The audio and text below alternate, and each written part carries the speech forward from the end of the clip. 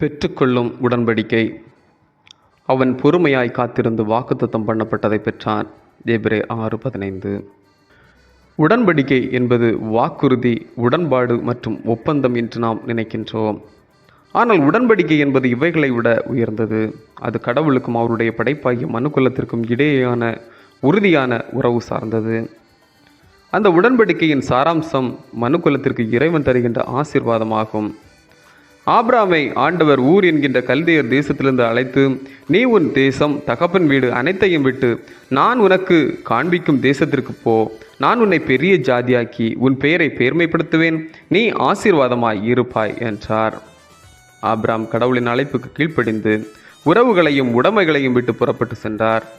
குடும்ப வாழ்வின் வெறுமையான சூழலில் ஆண்டவர் அவனிடம், உன் சந்ததியை பூமியின் தூளைப் போலவும் வானத்து நட்சத்திரங்களைப் போலவும் பெருக பண்ணுவேன் என்றார். ஆதியாகமம் 13:16, 15:5. ஆபிரகாம் என்றால் உயர்த்தப்பட்ட தந்தை என்பது பொருள். அப்பெயரை ஆபிரகாம் என்று பெயர் மாற்றம் செய்து கடவுள் அவரை ஆசீர்வதித்தார். ஆபிரகாம் என்றால் திரள் மக்களினத்தின் தகப்பன் என்பது பொருள். கடவுள் ஆபிரகாமுக்கு வாக்கு பண்ணதை பெற்றுக்கொள்ள 25 வருடம் பொறுமையோடு காத்திருந்தார்.